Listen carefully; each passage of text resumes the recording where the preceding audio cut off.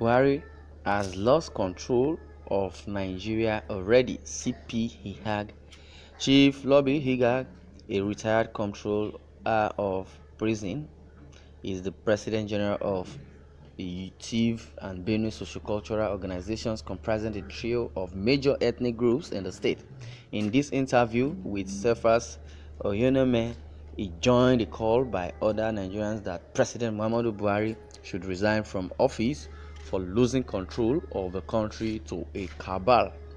Recently, after the meeting of the Southern Governors, the Northern Elders Forum (NEF) called on President Muhammadu Buhari to resign also. Well, according to the interview, so many questions have been asked, by the news agency. Says, what is your reaction to this? I think I do agree with them because to me, I can see that Buhari is not actually in control. I have said that before. He is not in control. Sometimes Buhari gives an order and a defense minister would go and say a different thing and says otherwise. That means Buhari is not the commander-in-chief. So I totally agree with them that he should resign because he is no more in control. If he is in control, these things will not be happening. I remember I was a student in the USA and there was something that happened in the north and Buhari was the GOC then, and he stopped that trouble from escalating even though it was a religious issue by then. From that time, I became an ardent supporter of Buhari, and if anybody said anything bad about him, I would almost fight that person. But since he came in as president of Nigeria, he has come with a different agenda. That is why I am saying that he is not doing anything other than working for the herdsmen.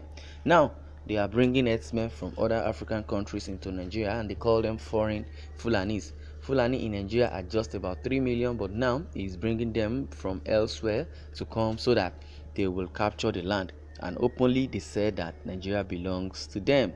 The Miyetti Allah secretary stays in Abuja and he says they are free to stay anywhere in Nigeria because Nigeria belongs to them and that the British people handed over Nigeria to them, and if you are not from there, how will you be happy with such statement? And Buhari doesn't say anything. The Fulani are seen with AK-47 yet they are not arrested. The question continues. What is your reaction on the recent ban on open grazing by the Southern governors and their call for national dialogue? Well, Northern governors should emulate what the Southern governors have done for Nigeria to survive. The ban on open grazing by Southern governors and their call for dialogue is a true reflection of the feelings of most Nigerians.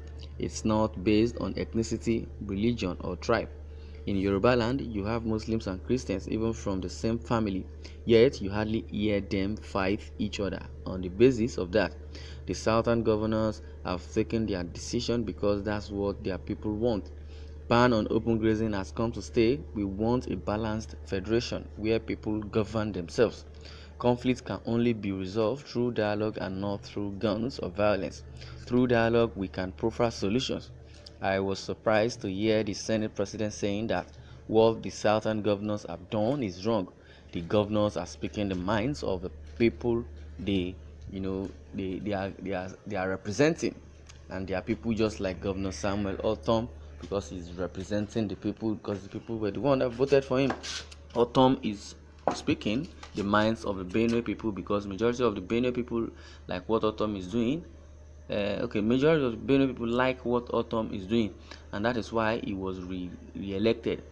You will recall that we recently passed a vote of confidence on the governor as a result of his stance against open grazing, and we told him when we went to government house that if he repeals the law, we would impeach him. So the Senate president should not come hard on the Southern governors because they are doing what their people want. They were elected by their people and not by him. He should know that he is one out of all the 109 senators, and so he is not above other senators and is not above the law likewise. If he wants to talk, he should talk as a person and not to talk as if he's speaking for the entire Senate, because senators are representing their people and they must abide by the wishes of their people. Obviously, I have a senator representing me and I will tell him to vote for dialogue. If he does otherwise, next time I will not vote for him. So the call by the southern governors is aptitude and very timely. Dialogue will settle our national problems. If we don't take time, Nigeria might cease to exist. I have been saying this before. We are in the 21st century.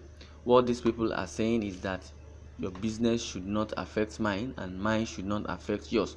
When I went to the West, one of the traditional rulers there said what Governor Autumn is doing, other governors will not see it until later.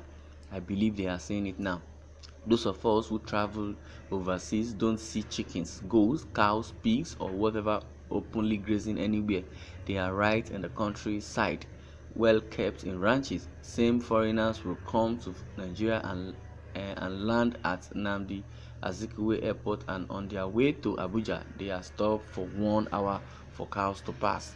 So what Autumn brought was something to save the entire country. He should have been regarded and treated as a hero rather than being vilified. I think what the herdsmen are doing is to capture the whole land in Nigeria. First, we thought it was only Benue State, but it's no longer Benue alone, and that's why President Muhammadu Buhari must urgently heed the call for national dialogue by the southern governors if Nigeria must survive the high speed and tension of insecurity currently threatening our corporate existence. Nigerians, irrespective of political or religious or ethnic affiliations, are saying that Nigeria must survive. But there is need for dialogue. We need to sit together and discuss to proffer solutions to our common problems. But President Buhari is not saying anything. When you look at Boko Haram, kidnapping, herdsmen, banditry, and so on, they are all the same thing. And I think President Buhari has a plan. If not, why will he be talking of building railway from Nigeria to Niger Republic? It doesn't make sense, especially when there is none from Igbo land through Middle Belt or Middle Belt and all Hausa land. So, our president knows what he is doing. We want Nigeria to be one, and the only way is through national dialogue. Nigeria, as it is now, is on life support, and if care is not taken, you will not see Nigeria tomorrow as predicted by the United States of America.